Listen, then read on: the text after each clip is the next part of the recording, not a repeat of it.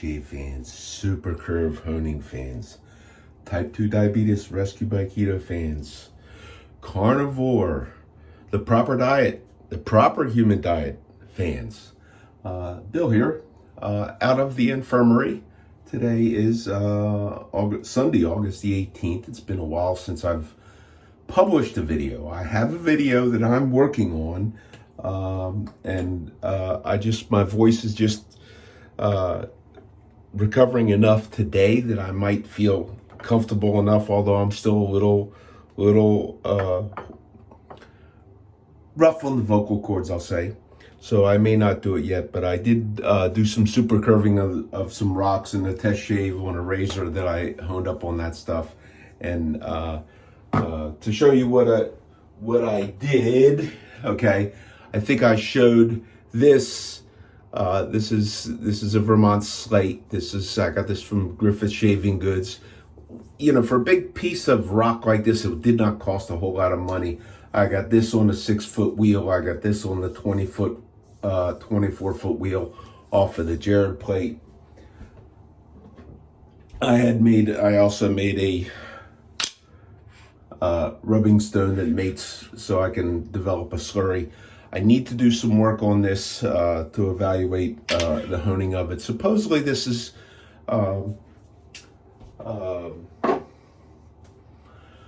I know you're not supposed to assign grits to natural. This is a finer, more of a finishing type stuff. And one of the things for me about natural stones and shaping them is that sometimes stuff comes up. Here's a little, I don't know if you can see it. I don't know what that is, but it's on the corner. You know, that could be more of that pyrite like came up in the ILR I had.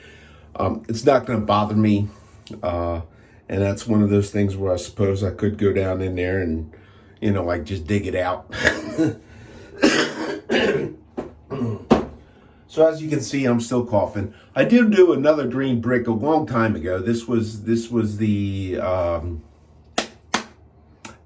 Nanawa Aotoshi. This is a pretty soft stone. This is rated at about a 2,000 grit. And I did this the same way with the 24-foot dimension and the 6-foot dimension. The nice thing about this is this was easy to do. You could do this on sandpaper very, very easily, very, very quickly. That was a little bit more difficult, and I have the video put together with all of the shots of me doing all this stuff, but I need to edit that down and cut the verbiage out of it, because it's like hours that I'm videoing doing this, and I want to shorten it up and cut some stuff out of there and try and give you the idea through clips. Made a couple of swaps with Eric, the Cajun Blade, on some stuff. One of the things that he sent me was I wanted some of his soaps. His soaps always look so good. They always look like it's like he gets this really, really nice looking lather. So I wanted to try some of them. This one is, since my sense of smell is still a little off, I wanted to, some of the other ones, I didn't want to try them right away, but I wanted to try this. This is the first shave with any of these. I've been largely shaving during my infirmed condition with other tools. So drinking my coffee to try and keep things moving. So I'm showcasing a new razor. Well, it's new. I saw this, and I've said before, I am one of the things that I strive for, and mostly in what I kind of like and pick out and kind of choose, has to do with the different forged blank forms and understanding a little bit of the historic value and how they're made and steels and that kind of stuff. Just some differences that just interests me. I do have some vintage stuff. I do have some, but this was an interesting one that I saw. Okay, this is a TR Zassard, and I got this from Jared at the Spear Shoe. Which reminds me, Jared made a short the other day a good friend to convex honing, a gentleman that I've seen some of his stuff before, usually linked through Jared. He generally is not an individual who, he did make a video, but he's generally not an individual looking for publicity or whatever, and he does not like YouTube. So he allowed Jared to post some stuff on his website about the stones and stuff that he has. If you have some interest in convex honing, and you have an interest in what other people are doing in there, this is an interesting guy. Apparently he's a couple years my senior, and apparently he's quite educated in the fields of I think it's metallurgy. I know abrasives and stuff like that. So he seems to be a well-informed individual. He speaks well. He doesn't stutter and say like I do all the time, which some of my enemies make fun of me. But anyhow, this razor is a 6/8. This is not a historic forged blank per se, but it is a blank that was forged somewhat historically in the older method. Now, I do not, as I read from this, and Jared does sometimes listen to my videos. He's welcome to chime in on this, because I did get this from them, and he only had 2 of them. I got 1, but I thought this was really, really cool. It's 6/8 form. Okay, it's not the normal 6/8 blank that you would find today, which I do like, the Vide Sonant. It is the Carbon Song C135 steel that is the steel recipe that Thiers-Essard uses for their stuff. But as I understand, this particular blank die set was one that was used where they would do the slower forging. They maybe do multiple heat and reheat and heat and reheat. And this is, I did like this. I'll look at this. Let's see. You know, it has, I forget what the wood is on this, but it has a nice engraving pattern on there. Okay. They just call it Thiers-Essard there, and there's no identification for the steel in the back like there usually is C135. But one of the interesting things that I liked, and let me see if I can get you to catch that on here, is that this looks like forged in. It does not look like it's engraved. It looks like it's part of the forging in the spine work. It says Thiers-Essard and has the logos of the little elephant on there. I'm just trying to see if I can get a better. So, and I just really like this. I thought this was really, really cool, kind of unique. That's why I wanted it. I took this and I did not hone this. I decided, well, you know, it did my little packing peanut thing better than most factory edges. So I thought, I'm going to just try and shave with it. And I did some paddle stropping, flat paddle strops. And it was one of the better factory edges. So the enemies of convex honing can now say, in about 100 years, since Thiers-Essard has moved away from using convex hones to flat hones, and they do them all on discs now. Now they can authority, in 100 years, they can say, this has been done this way for a century, you know, and it's like, okay, and then they're going to find my YouTube video, and they'll say, well, yeah, century, but that's it. But then they used to use the stuff that goes back to like 1850, the style of using a shaved hone. Anyhow, that's the shave I'm going to use. I've done talked for about 10 minutes. I whipped up the Cajun blade. Eric, I don't know how to say this. Is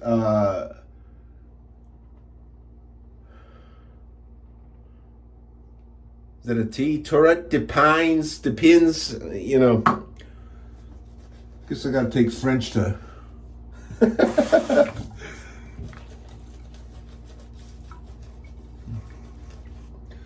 So this does have a definite pine scent to it. I can smell that. My sense of taste and my sense of smell is greatly diminished. The other day I had made some steaks on the grill, and I usually get a less expensive, like a sirloin steak, and make a couple of them and put them in the fridge and eat them through the week, being the carnivore that I am of the proper human diet. And then once a week or so, I usually allow myself and my family, we usually get a couple of a nicer steak of ribeye or filet mignon or something like that.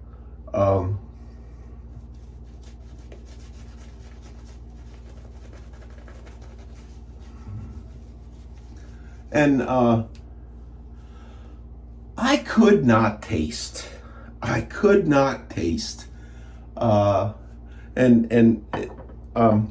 case you haven't guessed, what I had was the Wuhan Grunge 2024. I got to be careful about what I say because Dr. YouTube sometimes wants to make sure that he's the medical authority on things that we talk about, and whether you'll be using horse paste to treat yourself or however you're gonna treat yourself. It was actually probably one of the more severe upper respiratories I've had in my life. Okay, and I just took off work. I took off enough after my negative test. Where I work, you have to have a negative test, and before you're allowed to come back to work.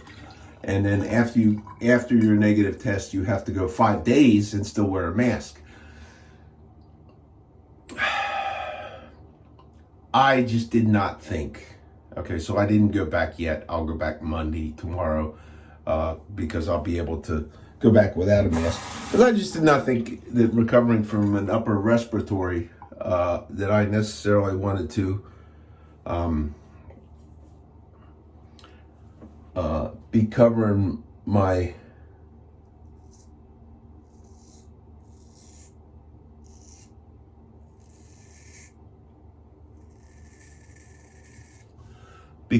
mouth and restricting my breathing.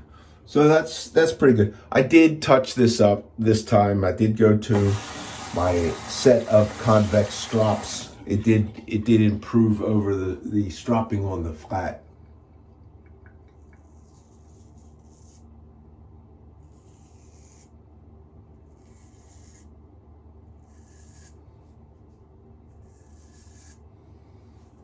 Is a progression I use.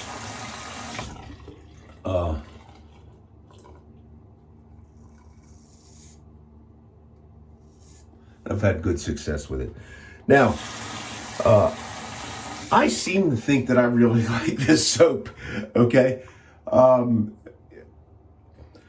not doing side by sides on the soaps or anything like that, but this does seem to be a really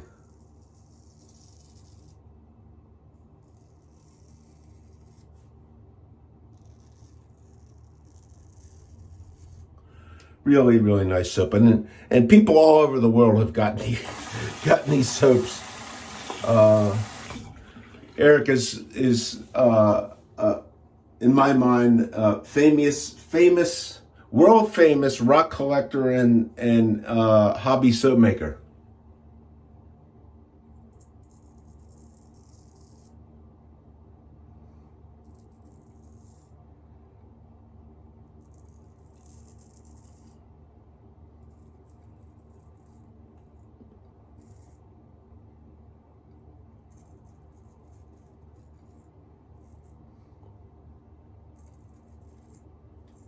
One of the things he said, I think one time about making soaps was that he just did not like any of the commercial soaps as well as those what he made himself.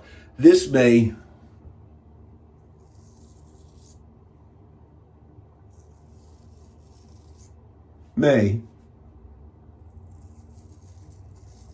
could prompt me to want to experiment with making soaps, although I'm not sure that I really want to do that. Okay.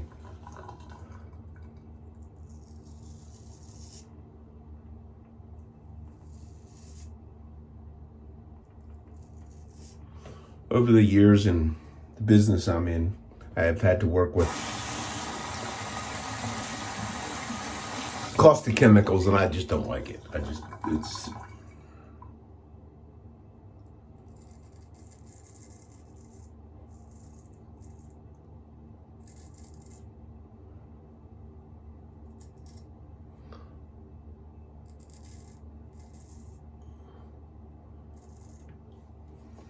And the first time I had to use sodium hydroxide,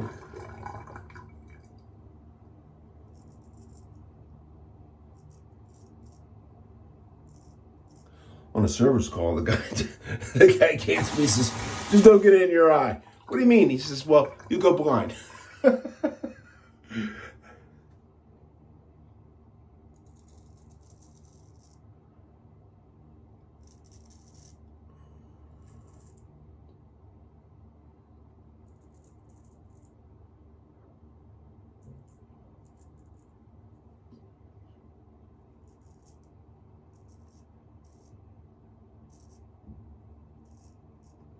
So I did not necessarily like the idea of using sodium hydroxide. As careful as you can be, safety glasses, whatever, goggles, whatever you want to do, there's still a possibility for an accident. And as I understand, with that particular chemical, if it gets you in your eye, there is no do-over. Okay, so that for one pass show, that was really quite good. I did use the rich man's pre-shave as opposed to the poor man's pre-shave, which since I waste a bunch of money on shaving as a hobby, I don't mind spending a little bit extra money to buy some Progresso pre-shave because I like it. Make sure my telephone doesn't fall off.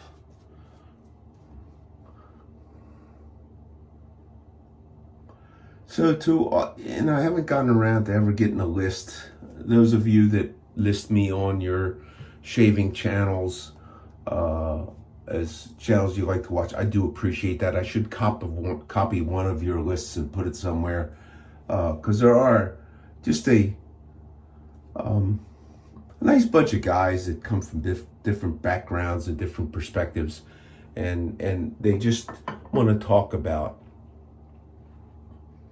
some things in life, maybe, and some things in their hobby as shaving. Most of them being, not all, but most of them being straight razor hobbyists and engaging in what I think is one of the most important things in straight razor shaving is learning how to sharpen your own stuff.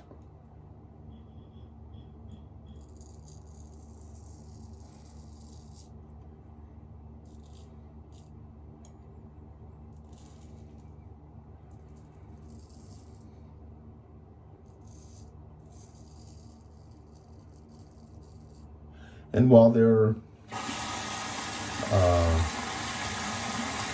have been people critical of me because of how I do my stuff, I've not been critical of how they do stuff because I don't really care how anyone does their own stuff.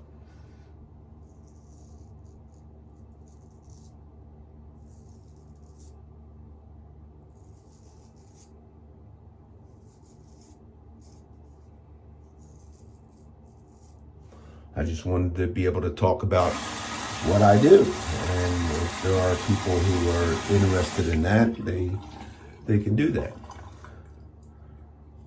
I'm ready to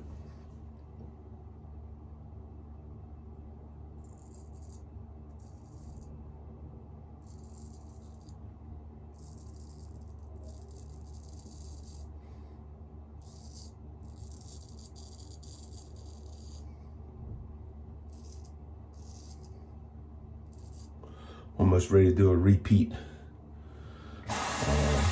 pattern on the one side of my face, which I really didn't want to do.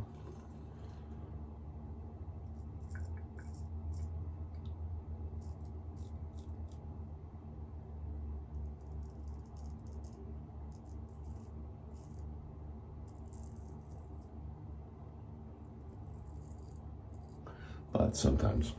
So an interesting thing happened last day or so. My daughter had a car that it was in the end of a life scenario, and we had to go looking for a suitable car.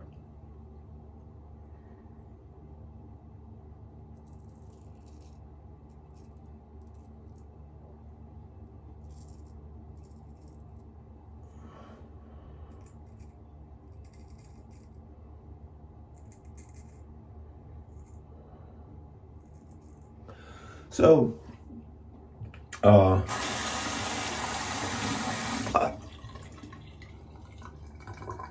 doing what I think is part of my job, I figured I'd kind of help her out.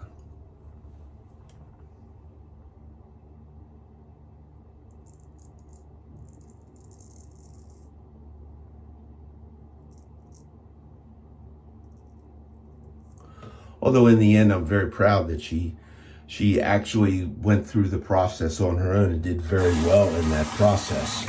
Okay, but she's in the process of moving. She's got a lot of stuff on her.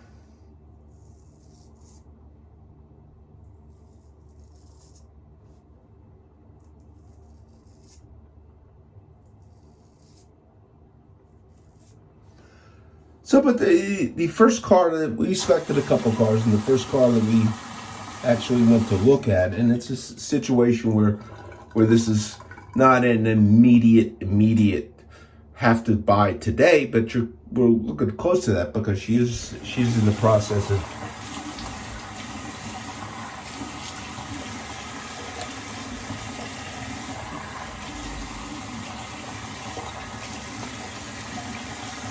of driving my wife's car, which she borrowed. And over the years, I bought my share of cars. Okay, I've had even more than my share of cars because I used to drive company vehicles and that sort of thing. So anybody that's done any traveling by driving, you would most likely to go through more vehicles than the average person would, put more miles on them. Not nearly as many miles as my friend Leon. This guy does, in a year or so, he could do as many miles as some people do in a decade.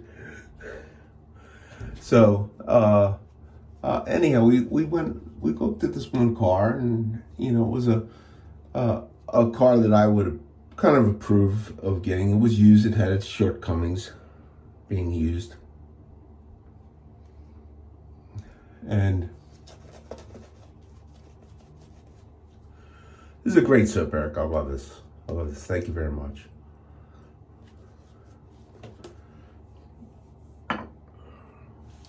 And so we're in the car, and we have the price, and I hadn't even got to any kind of a point where we started negotiating. There was a listed price, and then there was an already discount, and they show us all this, and they give us a list, here's the discount. And then they got the natural taxes title and all that kind of stuff added. And then they add in, right before the bottom, a document fee, $800. And I says, what the hell is it? I didn't talk to the guy because my daughter didn't really want me to, because of my brash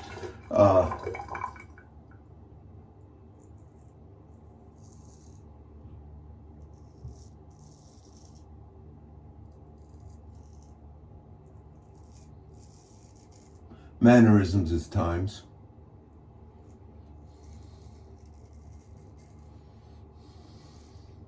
Because I might not have said the $800. I might not have said, what the hell is this? I might have said something a little stronger. And I says, can you itemize that? Well, no, they can't itemize it.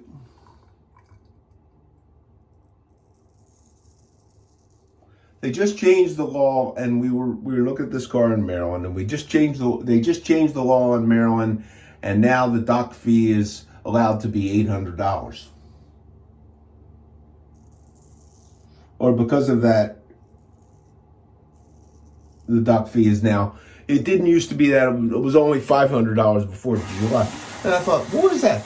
So this is the government saying this is how much you can charge. They used to limit it to so they raised the limit on what a dealer can charge you on a dock fee.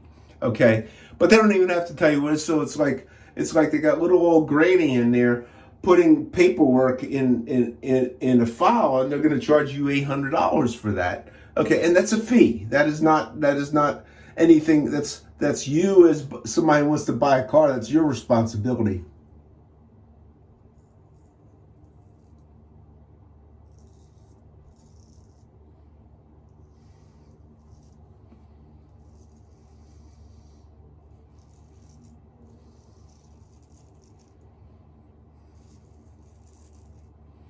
I just thought that was pretty outrageous. Okay, so and I did talk to a couple other guys, and we didn't even get to that thing. Okay, but basically,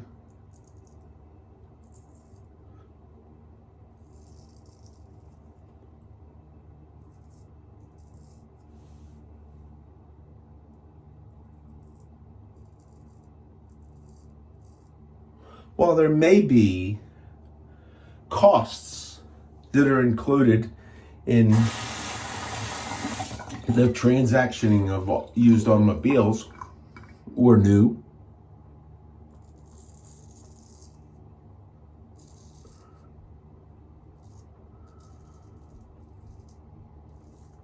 I just thought it a little bit odd that that's a fee that I have to pay. No, it's not a fee I have to pay.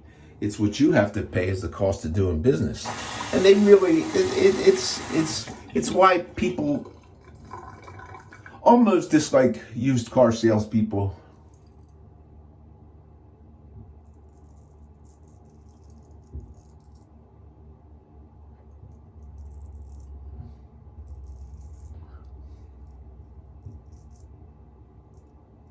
Maybe even new car salespeople.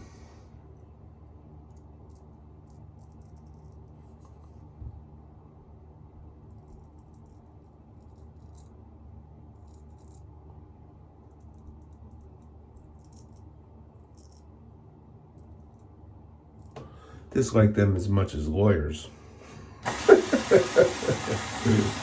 So it was an interesting experience.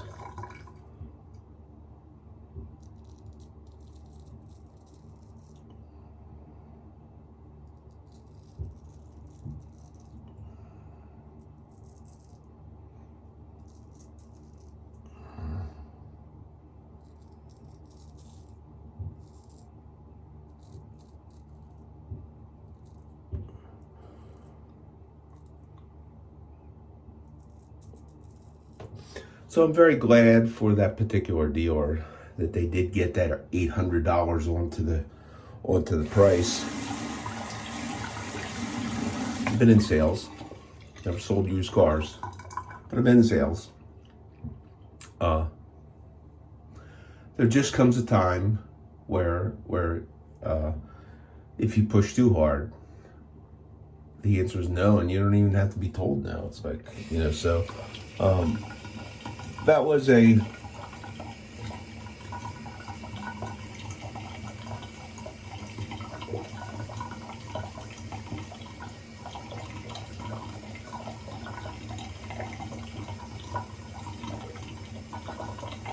lost sale based on their excessive greed. So imagine you were out buying a car for $1,000, okay? And guy comes along and says, "We got an $800 document fee on this car." Dude, you could just go pound sand. So Soap of Eric has an excellent residual thickness to it. This is really the first straight razor shave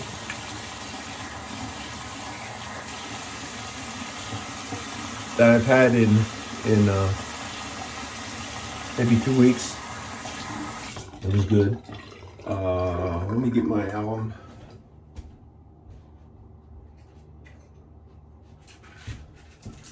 Sometimes I forget to bring that in. I don't know why.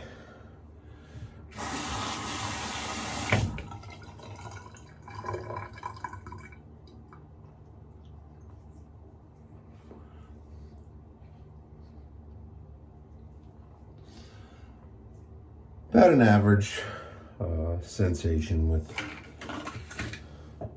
that.